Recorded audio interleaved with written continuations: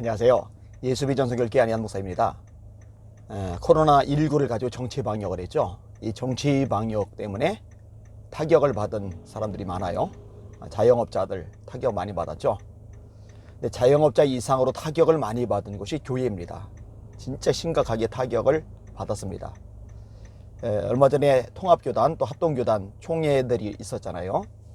근데 교인 통계 보고 보니까 상당히 많이 줄었더라고요. 비극이죠. 통합과 합동교단만이 아닐 겁니다. 감리교단, 성결교단, 침례교단, 순복음교단 다 마찬가지일 겁니다. 교인들 진짜로 많이 줄었습니다.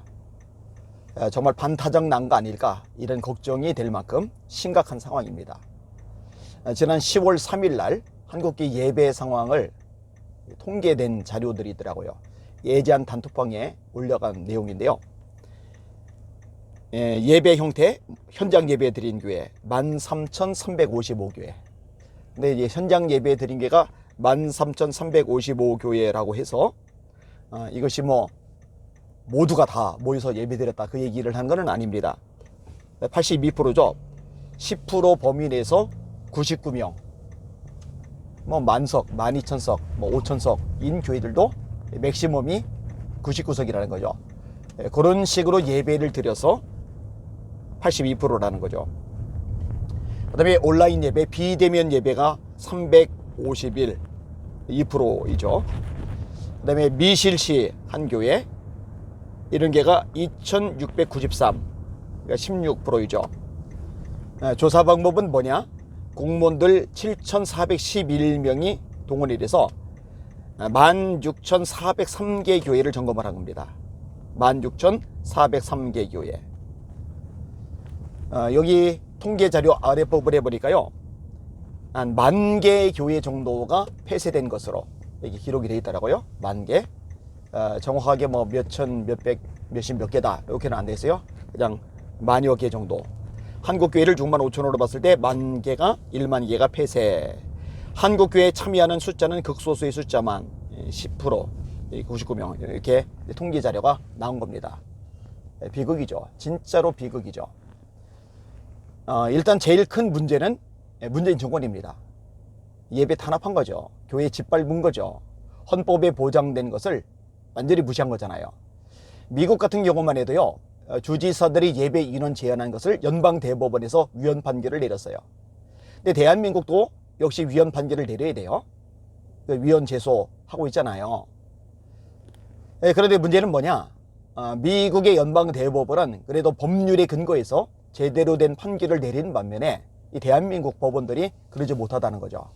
뭐 김명수 같은 분이 대법원장으로 있으니까 말 다 했잖아요. 정치 권력 눈치 보잖아요. 그 때문에 얼마나 망신을 당하고 사법부의 자존심을 꺾어 내렸습니까? 뭐 그분 뿐이겠어요? 사법부 전체 엉망진창인 모습 지금 드러내고 있잖아요. 그 다음에 짚고 넘어가야 될 것이 이제 한교총 같은 이런 연합 단체들입니다. 소강성 목사님 같은 분 책임을 면하기가 어려워요. 정치권과 사인을 한 것으로 알려져 있잖아요. 사실 한국교계 단체들이, 연합단체들이 정세균 총리가 담화문 냈을 때 그때 단체로 일어나 가지고 결사항전을 했다면요, 이렇게까지 짓밟히지 않았을 겁니다. 이렇게까지 수많은 교회들이 문 닫지 않았을 겁니다. 이렇게까지 수많은 교인들이 떨어져 나가지 않았을 겁니다. 이렇게까지 예배를 함부로 짓밟고 예배 이론 가지고 늘렸다 줄였다면서 조롱하지 않았을 겁니다. 그 책임 져야 됩니다. 하나님 앞에 뼛속 깊이 회개를 해야 됩니다.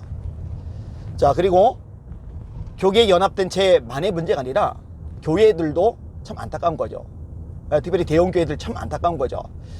사실은 공무원들이 단속을 한다고 하더라도요, 그리고 정치 권력이 찍어 누르려고 한다 하더라도요, 모든 교회들이 한꺼번에 일어나서 예배에 목숨을 걸었다면요, 이렇게까지 짓밟히지는 않았을 것이기 때문입니다.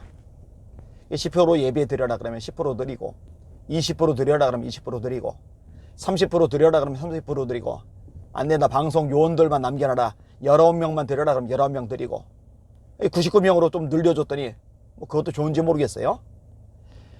왜 이런 것들을 그냥 따라가느냐고요. 이런 부분들이 한국교회를 초토화시키는 아주 큰 요인이 되었습니다. 이거 회개해야 됩니다. 반드시 회개해야 됩니다. 처절하게 하나님 앞에 울부짖어 회개를 해야 됩니다. 예배의 생명을 걸라고 가르쳐 왔어요. 예배에 목숨 걸라고 또 배워왔어요. 그런데 정작 어려움을 겪으니까 정치 권력으로 압박을 받으니까 생명을 걸기는커녕 몸사르기 바쁜 거예요. 이러니 엉망진창이 될 수밖에 없는 거죠. 뭐 그렇다고 절망하고 낙심만 하고 있으면 안 됩니다. 이제라도 회개하면서 하나님의 긍휼, 도우심, 불쌍히 여겨달라고 씨름하며 매달리며 울부짖어야 될 때라고 생각이 됩니다. 함께 기도해 주시기 바랍니다. 저는 지금 성북구로 가고 있어요. 주민자치기본법이 발의가 됐잖아요. 이 공산으로 가는 길목이죠. 이천 교수님이 쓴 책 제목이기도 해요. 공산화로 가는 길목 주민자치기본법. 예전에 펜앤마이크에서 같이 포럼도 있었는데요. 이번에 대표 발의한 김영배 의원 사무실 앞에서 기자회견을 가지게 됩니다. 11시에 시작이 됩니다. 방송으로 중계를 해드릴 거예요. 이거 굉장히 중요합니다. 인민재판이 가능해지게 만드는 법안이거든요. 이거 기필코 막아야만 됩니다. 요 기자회견 때 하나님께서 좀 역사하시도록 기도를 많이 해주시고 또 관심을 많이 기울여 주시기를 부탁을 드립니다. 지금 정신 바짝 차리고 싸워야 될 때입니다. 하나님 앞에 선한 싸움을 함께 싸우는 여러분들 해주시기를 주님의 이름으로 부탁을 드립니다. 오늘도 주님 바라보고 주님은 의지하며 주님의 이름으로 승리합시다. 할렐루야.